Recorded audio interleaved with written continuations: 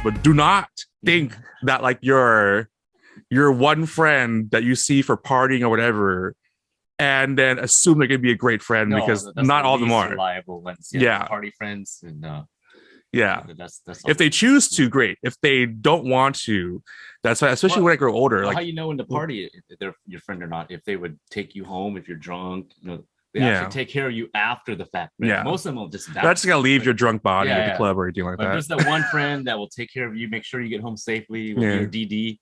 Yeah, that's your true friend right there. So that's exactly. Yeah, well, because that's how I did it. Mm. I always used to drive Candace home when she was drunk, and vice versa. Like, this is not a one-sided friendship, because I'm sure that I was buzzed or drunk a few times, and she took me home as well. So I feel like that's a friendship before.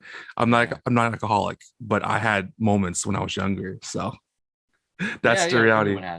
Yeah. So, but that's what I'm saying. Like, we have to learn how to make an effort to better qualify our friends.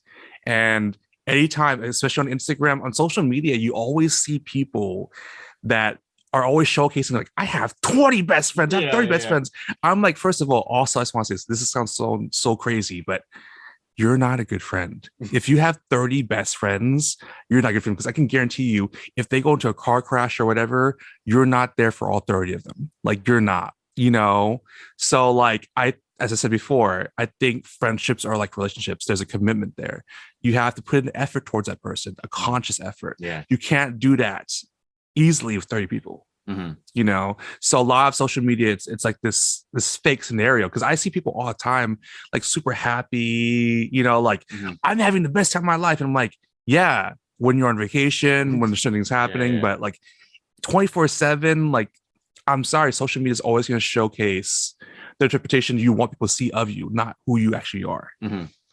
That's why these days, like, social media is good and bad, right? Like, the bad part is that it does show a life that you want people to see. So I could be totally depressed, but I just take nice photos in front of the trees, go to the beach, and look like the happiest person ever for 10 minutes a day, and the rest of my day is I'm like down in the dumps, right? So but I guess in a way that also uplifts you too, because maybe that 10 minutes a day and posting this, people liking my photos, makes me happier. Right? So, well, the reality is that according to studies, your endorphins actually rise depending on how many likes and follows you get. The problem is you become codependent on that. Yeah, that's true. So once it goes down, you get depressed again. And a lot of times you get even more depressed because you're not used to people not following you, not liking you, not commenting on you. So you have this unrealistic expectation of what a true friend is, because your Instagram like person should not be the same qualification as your best friend. So it's kind of like money, right? Like, say I made $100,000 this year, I'm happy. The next year I make 50, I'm like, oh, I'm all depressed. Even though it's still good money, right? You're still making money. You're like, damn it, I'm like losing my standing, trying to be with the Joneses. That kind of attitude, always wanting more. And like, I think that the reality is that, like, if you talk to a successful person, they always say you have to be ready for rejection, you have to be ready for failure. Most successful people fail on a weekly to monthly basis. That's what they said. Don't be afraid of failure. Same like in dating, right? Like, you're not going to get anywhere if you're not going to make a move to talk to somebody, right? Like, you're gonna get rejected 100 times before you find a good one, which is part of the process, right? Instead of saying, oh no, she doesn't like me, I'm not gonna even bother, well, then you'll never get anywhere. Well, rejection is a part of the game. Unfortunately, this is a reality of the situation. Like, rejection is part of the game. But the thing is that, like, honestly, if someone rejects me, I wouldn't want to be with that person anyways, because like, you are amazing ass person. Reject this. They must have serious issues if they turn this down. But I think that the reality is that, like, it happens, but everyone's on a different growth pattern, like, everyone's a different personal growth pattern, and the reality is that we're all gonna get rejected one time or another, some more than others, but at the same time, like, to be honest, I'm not jealous of the ones that get rejected less, to be honest, because the ones that get rejected less, they're dealing with going on so many dates where someone's pretending to be someone to date them, right? Like, especially like with pretty privilege, how many people want to be this person because they're so pretty, right? But then like they're horrible people on the inside, but they're trying to act like they're cool. Like they could be like a homicidal maniac. They could be like a serial killer. And they're all like, but you're so pretty. I'll just act this person, this amazing person to date you, but I really kill people on a daily basis. You know, like, can you imagine? Like, that's the reality of like the disadvantage of pretty privilege. Like, you don't know who you're dating because a lot of times people are putting up an act just to be with you. I rather have someone be real with me and be like, hey, this person really likes me for me. And I know that, like, you know, this person likes me back. I don't want someone who's going to fake like me. So you're talking about people are fake to the pretty person, or the pretty person is fake? No, the person's fake to pretty people. Yeah. So that's the problem. Because a lot of times, not saying all the time, right? But like a lot of times, you know, you have a situation where people are like fake to the pretty person. You know, it's just how our community works. It's kind of weird. Hey. So I mean, I think that's like one of the clear disadvantages of like pretty privilege is that you might end up, you know, with someone who's putting an act to be with you. You're not really sure if they're there for you, as opposed to there for your tatas or your big booty. That's like how celebrities say, right? Like people are after them just for their money or their fame. They don't really like them. AKA Johnny Depp and Amber Heard. Yeah. So that's an issue. Like, not that we would know anything about that, but just anyone who has money, attractiveness, or just something that other people would find appealing, then, you know, they do have to worry, like, why is this person like me? You know, like, ulterior motive. Like, do they actually genuinely like me for me, right? Which that's the hard part. I guess it goes for everybody. It doesn't even, you don't even have to be a zillionaire or be super hot. Like, people always wonder, like. But I think it's because they live in a different world. That happens more. I would say it happens to everyone, but it happens way more if you're dealing with pretty privilege. Like, there's a extra layer of fakeness. just like celebrities, they go everywhere they go. There's like a bunch of groupies, or, you know, people hang out the hotel room. Like, and how much of them like you for you because like they like what they see on TV. They like this to see what they are presented with, but not actually who you are as a person. Well, they don't know, right? It's just a fantasy image they have of exactly you. Fantasy. So no, I think it's pretty crazy nowadays, but that's the reality. Like, I mean, mental health affects everyone, 1 out of 5 people. That's a huge percentage to me because I'm just thinking about like all my friends, like which friend, what's me? Because I'm the one clearly. But like if I have 5 friends, one of us is going to have this issue. And I feel like that's something we have to clearly think about. And then we're talking about the approaches today again, learning how to listen, you know, as opposed to trying to give advice all the time. Just be realistic with it. Don't feel like you have to have all the answers. That's not cool. Like, again, you know, it's okay just to be like, hey, I want to be here. Support, just being a supportive person is the best you can do when it comes to having friends with like mental health issues, or just any friends, to be honest, you know? And the second of all, like, I just feel like people have to realize that it's not all the time where there's like huge trigger. You know, sometimes I said before, it's not all of it, but part of it is a chemical imbalance. And we have to realize that, you know, there's one thing you have to realize is like when you have a friend and they're having a great day, you're like, why are you sad all of a sudden? Because the depression, their bipolar, their PTSD is acting up. So, and that's not their fault. It's just part of what's happening. Well, that's like when celebrities commit suicide, like just say Robin Williams, right? People are like, wow, this guy's so funny. He's always so upbeat. He's, you know, gazillionaire. How could he be depressed, right? And then people never realized it. So he's like to be honest, like I feel like this is the issue. Suicide is a huge issue between men and women, but especially if men have a higher suicide rate than women at this moment. I want to say that because that's the real reality of the situation right now. And the one thing about men that we do more in women is we normally hide our depression. We normally hide our mental health issues. So like there's countless stories of men who are like football players, who are celebrities, who are huge influencers, and everyone they talk to, when they interview these people, like, did you know that your best friend would commit suicide? They're like, no, he was the head of the football team. He was the head of this. He was the head of that. He was the most amazing person. He was the sweetest person. Guy. And then he just committed suicide out of nowhere. The thing is that this is a problem today. Our programming, especially as men, is that we have to suppress these emotions until it becomes too late. That's why don't wait too late. Be there for your friend, be honest with them and be okay with that. Like, sometimes we're not going to have a great day, because that's our general answer, right? Like if you're having a bad day, oh, I'm doing good. I'm doing fine. Yeah.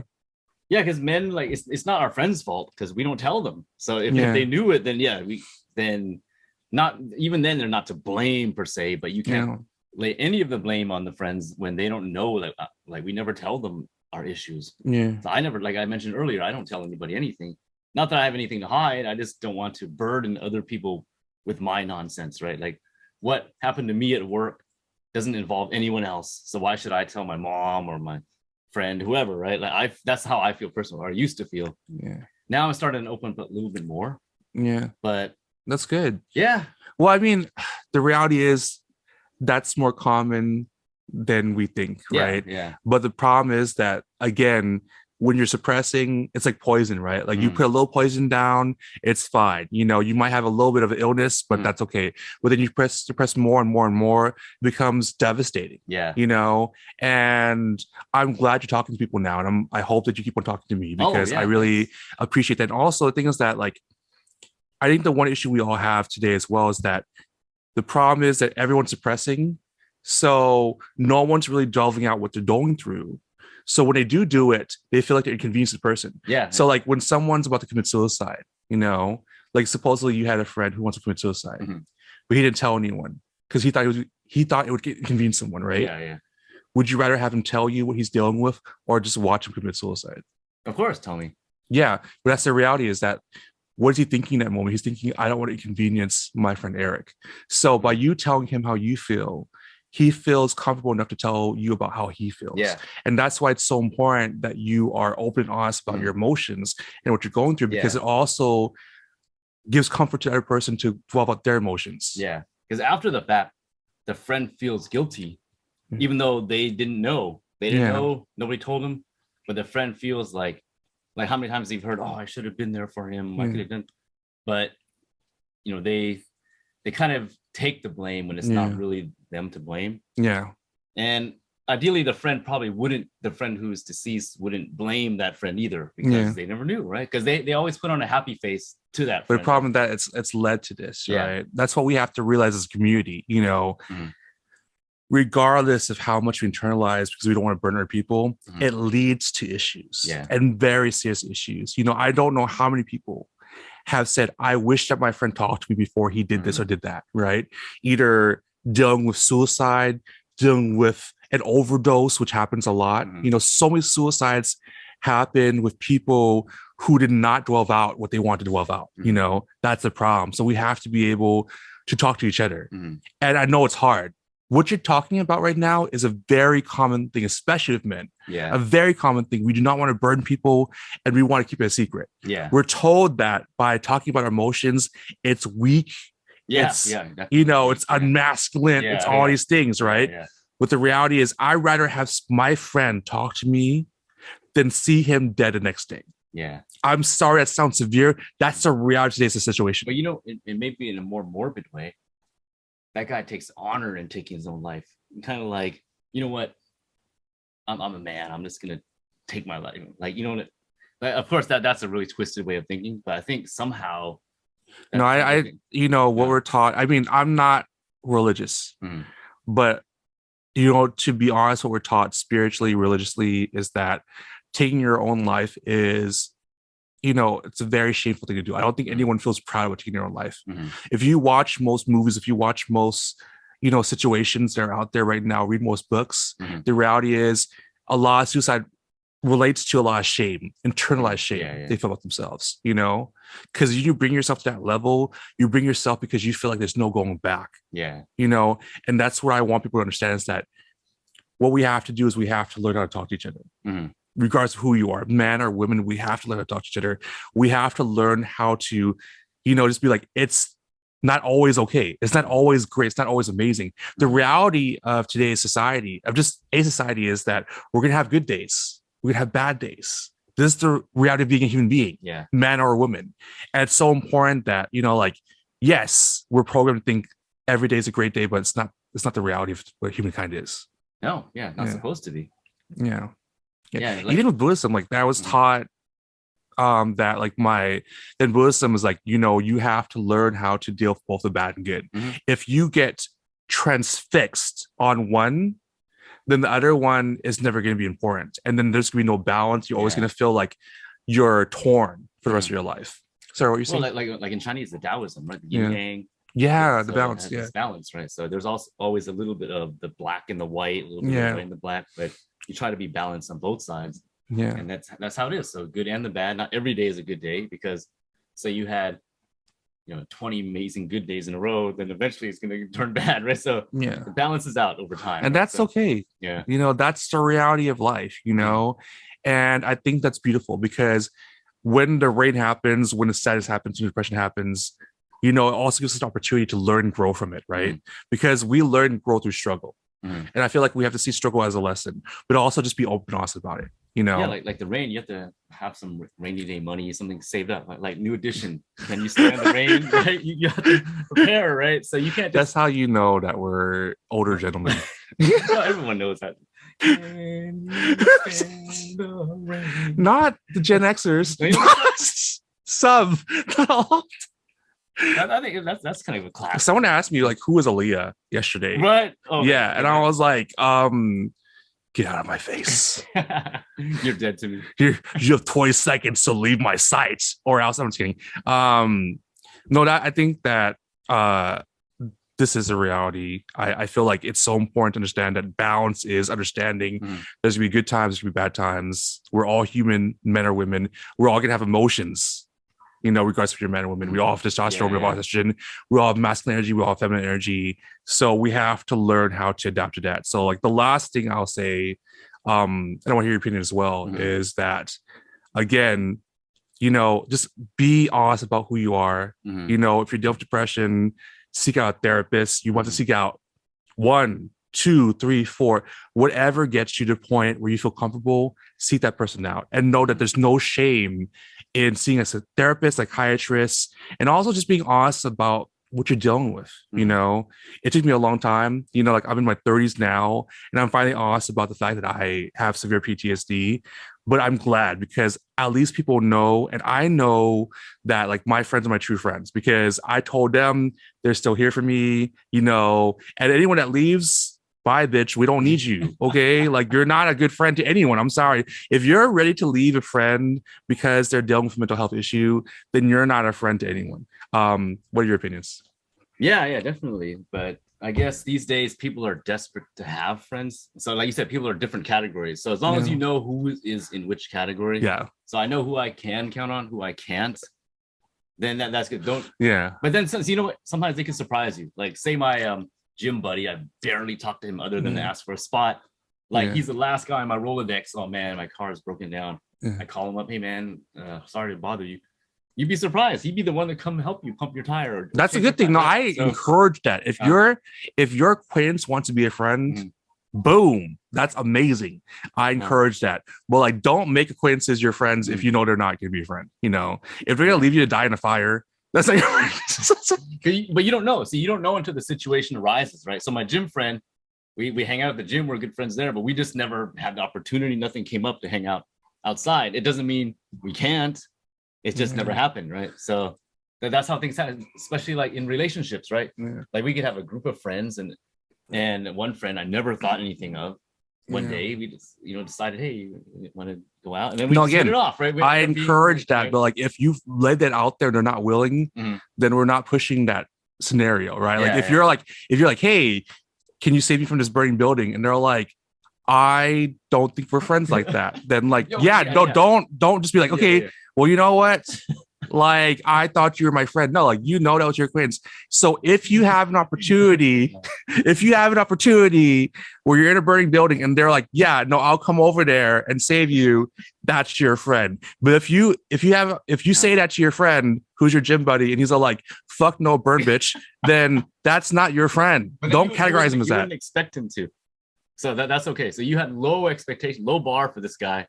See, if you ask the person that you had a high expectations for, you're thinking it's so deep. That's what we're here for, right? Yeah. That's what we do here. Okay. So if they're willing to be more, be more. if they're not, don't push them to be, you know. Okay, well, we'll just use like the closest person possible. Say your mom, right? So if I hope your mom saves you from burning exactly. building. Like, so that would be the closest. I'd be person, like, right? oh man, Eric's mom, can you save him from a burning building? Like for real though, she's like, he's gonna burn. But, okay, well, I'm just using like the different tiers, right? So family members, mom, dad, brother, sister, that would be the closest, right? So anyone else would be almost, just a notch below that, right? So you kind of rank them all. So the one who is almost like your brother, sister, and if they don't come to help you, then that's really disappointing, right? Like, oh yeah, I have so much, I will remember it for life. I'll be like, you could have thrown me a ladder and you had a ladder in your hand and you're still like, burn, bitch. And I'm like, you know what, you are no longer my family anymore if like that situation happens. So yeah, no, I'm sorry, like this is yes, you took it so deep. Yeah, so what I'm saying is like the one that you had low expectations for, your gym buddy that only spotted you a couple of times. Yeah. You call him up, you weren't expecting any help. But yeah, again, that's a friend. If he's willing to do it, I have no problem saying that's friend. But if he says burn, bitch, then he's not a friend. So that's the only thing I'm just laying out flat like that. You didn't expect anything, so even if he said that, you wouldn't be disappointed because that's the extent of. No, I'm gonna call everyone if I'm in a burning building. I'm not gonna just, hey, I'm just calling these select numbers. Like I'll call everyone, but at the same time, like the people who want to be there are gonna be my friends. Regardless if they're whatever level they are. And I think that's the most important part. So again, learn how to understand where your friends are at. Don't categorize everyone as like your best friend when they're not. Let's just be real about this. We're not don't fall to Asian stereotype and just assume that everyone's your best friend. Remember, have conversations where you actually listen and grow from each other and be understandable of each other's differences. We're not the Sweetie and Doja Cat calling everyone our best friend. Oh my gosh. She's my best friend. I'm just kidding. And I think that the most important thing is just to understand that it's okay to admit to when you're having, clinical condition, and to seek out therapy for it. I don't judge you. I don't judge myself. And we all have to learn and grow from each other. I'll go ahead and list some different hotlines for people with mental health issues, as well as depression and suicide. And I want you guys to know that, like, if you have yourself dealing with this or you have a friend who's dealing with this, please use these resources, you guys. Thank you so much for being part of the podcast. Of course, it's my good friend Eric and myself. Alex, thank you so much for being here. Comment, like, and subscribe, and talk to you guys all later. Bye, everyone.